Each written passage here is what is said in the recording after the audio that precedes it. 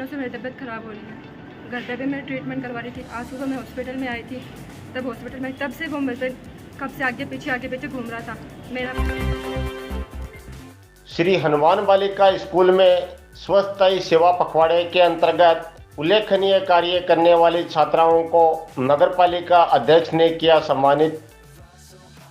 स्वच्छता सेवा पखवाड़े के अंतर्गत वी वॉइस कंपनी के तत्वाधान में श्री हनुमान बालिका स्कूल में प्रतियोगिता का आयोजन किया गया, जिसमें छात्राओं ने वेस्ट मटेरियल से कुछ प्रोजेक्ट तैयार किए थे, जिसमें उत्कृष्ट कार्य करने वाली छात्राओं को मंगलवार दोपहर करीब 1 बजे नगरपालिका अध्यक्ष अर्चना सारस्वत ने प्रशस्ति पत्र देकर सम्मानित किया। संस्था प्रधान मेघा शर्मा ने सभी का आभार जताया। इस दौरान शिक्षिका सोनू शर्मा, रमा शर्मा, पवन कुमार चौटिया, अंकुश पवार, आशीष स्वामी सहित छात्राएं मौजूद थी। सभी को नमस्कार। स्वच्छता पखवाड़े के अंतर्गत हमारे स्वच्छता अभियान में बच्चों ने आर्ट एंड क्राफ्ट के अंदर वेस्ट मटेरियल से कुछ प्रोजेक्ट बनाए थे, जिनमें हमारे 3 छात्राएं फर्स्ट, सेकंड, थर्ड आए हैं। हमारे चेयरमैन साहिबा अर्चना जी ने उन्हें सम्मानित किया है प्रशस्ति पत्र देकर। हम बहुत ही आभारी हैं उनके कि उन्होंने अपने बिजी शेड्यूल में से समय निकाला। धन्यवाद। बिजली कटौती की समस्या से परेशान ग्रामीणों ने कांग्रेस नेता कल्याण सिंह शेखावत के नेतृत्व में मुख्यमंत्री के नाम सहायक अभियंता को दिया ज्ञापन। बिजली कटौती की समस्या से परेशान ग्रामीणों ने कांग्रेस नेता कल्याण सिंह शेखावत के नेतृत्व में मंगलवार दोपहर को रतनगढ़ में विद्युत विभाग के सहायक अभियंता ग्रामीण को मुख्यमंत्री के नाम ज्ञापन दिया है। ज्ञापन में उल्लेख किया है कि गांव मेलूसर, मालासर, छोटड़िया, पाबूसर, हामूसर, सिकराली, गोलसर, नौसरिया, गोगासर सहित तमाम ग्रामीण क्षेत्रों में पिछले 4-5 दिनों से लगातार 8 से 10 घंटे सिंगल फेस बिजली मिल रही है और 3 फेस बिजली मुश्किल से 2 से 3 घंटे मिल रही है। इस कारण किसानों को काफ़ी परेशानी का सामना करना पड़ रहा है। इसके अलावा सिंगल फेस बिजली आपूर्ति शाम 6 बजे से रात 10 बजे तक काटी जा रही है। किसान खेतों में काम कर शाम को घर लौटते हैं, उनको खाना बनाने में भी समस्याओं का सामना करना पड़ रहा है। इसलिए शीघ्र बिजली आपूर्ति दुरुस्त करें, नहीं तो मजबूरन किसान आंदोलन करने को मजबूर होंगे।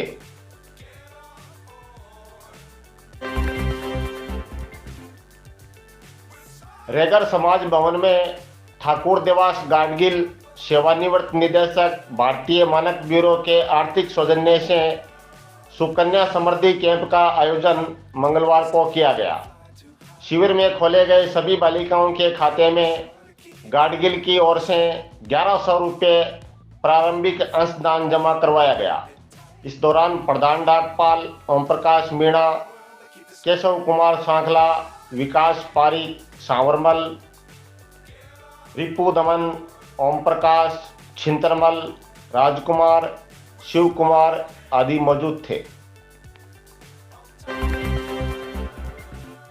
डीग में आयोजित 68वीं राज्य स्तरीय कुश्ती प्रतियोगिता में राजकीय उच्च माध्यमिक विद्यालय राजलदेसर के कक्षा 12 के छात्र दशरथ जाट ने 97 किलोग्राम भार में सिल्वर पदक और रौनक सोनी ने 87 किलोग्राम भार में कांस्य पदक जीतकर स्कूल व क्षेत्र का नाम गौरवान्वित किया है। मंगलवार को राजलदेसर पहुंचने पर विजेता खिलाड़ियों सहित शारीरिक शिक्षक हरिराम जानी का गौरक्षा दल आज़ाद ग्रुप ने बैंड बाजाओं के साथ माला पहनाकर स्वागत अभिनंदन किया।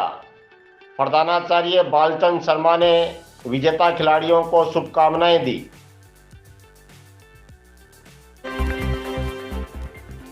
नगर परिषद कार्यालय के सामने बिजली के तारों पर खेजड़ी का पेड़ गिरने से 4 विद्युत पोल हुए क्षतिग्रस्त।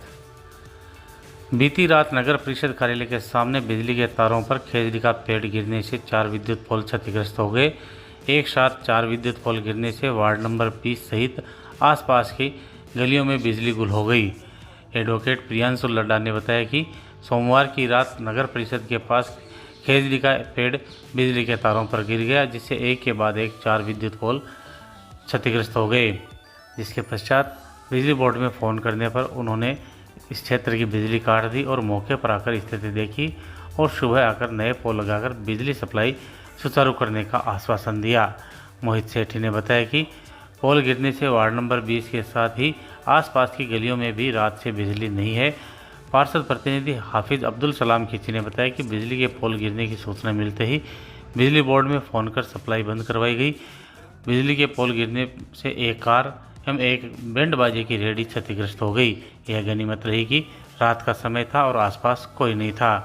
पार्षद प्रतिनिधि ने बताया कि खेजड़ी के पेड़ की जड़ें थोथी होने के कारण वह बिजली के तारों पर गिर गया, जिसके कारण एक के बाद एक 4 विद्युत पोल टूटकर धराशायी हो गए।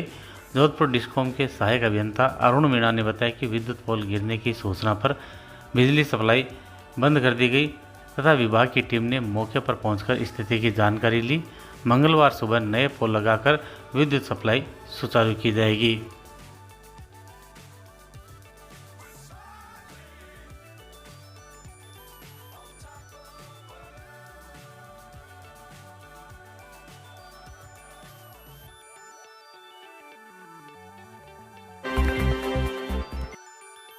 सुजानगढ़ के राजकीय बगड़िया अस्पताल में आज सुबह भर्ती हुई 24 वर्षीय युवती ने नर्सिंग ऑफिसर अरविंद कुमार पर छेड़छाड़ के गंभीर आरोप लगाए हैं। पीड़िता ने बताया कि आरोपी अरविंद कुमार ने उससे कहा कि वो तुम्हारे पति की ज़रूरत पूरी कर सकता है। वहीं आरोपी नर्सिंग ऑफिसर अरविंद कुमार ने आरोपों को झूठा बताते हुए कहा कि अन्य लोग भी अस्पताल में भर्ती है और सामान्य रूटीन में पेशेंट से उसकी तबीयत पूछने पर उसने ये आरोप लगा दिए। अरविंद कुमार ने बताया कि कुछ लोगों ने उस पर हमले की भी कोशिश की है।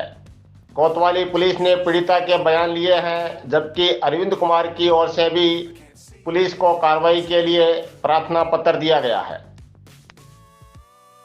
काफ़ी दिनों से मेरी तबीयत ख़राब हो रही है। घर पे भी मैं ट्रीटमेंट करवा रही थी। आज सुबह मैं हॉस्पिटल में आई थी, तब हॉस्पिटल में तब से वो मेरे कब से आगे पीछे घूम रहा था। मेरा भाई बाहर चला गया, अब मम्मी घर पे गई थी।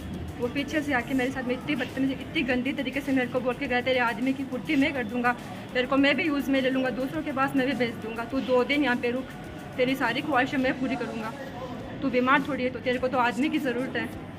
फिर बाद में मेरा भाई आया, फिर मैंने उसको बताया। फिर बाद में मैंने पुलिस को भी FIR दर्ज करवा दी। पुलिस को मैंने सारा बयान दे दिया अपना। अब क्या मांगा आपकी? उसको सज़ा मिलनी चाहिए, उसको इस नौकरी से खारिज करो, वरना मैं उसको माफ़ नहीं करूँगी। ऐसे मैं परेशान रहती हूँ। मैंने कहा ऐसा है कि आपका पारिवारिक मैटर है, इसमें आप जब आपके सेक्युलर है या फिर आपकी जो पारिवारिक है गतिविधियाँ, इनको आप खुद मैनेज करोगे तब आप ठीक होगे। इसके अलावा आप ठीक नहीं हो पाओगे। आप हमेशा ऐसे ही घूमते रहोगे। और फिर मैं इस तरह कह के मेरे चैम्बर में आ गया। फिर 10 मिनट बाद में पब्लिक आई कि पेशेंट के पास कौन गया था। मैं गया था, कोई ऐसी बात है, चलो पेशेंट के पास। मैं पेशेंट के पास रूबरू उनको कराने कोई सी गलत फहमी हो तो फिर सामने लेके गया था। वहाँ जो पेशेंट के पास गए तो 5-7 आदमी वहीं मेरा गला पकड़ के और धक्का पुक्की मारते हुए मेरे को बाहर ले आए गैलरी में। वहाँ से सीढ़ी तक ले आए, नीचे ले जा रहे थे।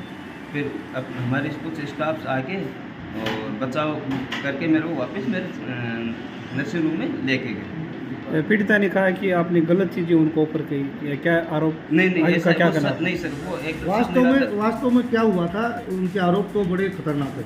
नहीं सर, ऐसा कुछ भी नहीं हुआ था। मैं उसके बगल वाले पेशेंट पे, एक पेशेंट सिर्फ 2 फुट की दूरी पे दूसरा पेशेंट सो रहा है। आप दूसरे पेशेंट से पूछ लीजिए, यदि ऐसा कुछ होता है, दूसरा पेशेंट है, उसके अटेंडर है, वो भी कुछ बातें सुनते, उनको ऐसा लगता तो उनके बयान ले लीजिएगा सर। मैंने कुछ भी गलत कहा हो मेरे शब्दों से, और उसको कहीं टच किया हो, कहीं हाथ भी लगाया हो, कैमरा वार्ड में लगा हुआ है, कैरियर लगा हुआ है। यदि मैं गलत होता तो मैं उनके रिश्तेदार को वहीं कह देता कि भाई ऐसी चीज़ नहीं, मैं भग जाता, कुछ भी करता। पर मैं उनको पेशेंट के पास क्यों ले गया? मैं सही था, मेरे पास कोई था ही नहीं कि मैंने कुछ गलत किया। क्या नाम आपका?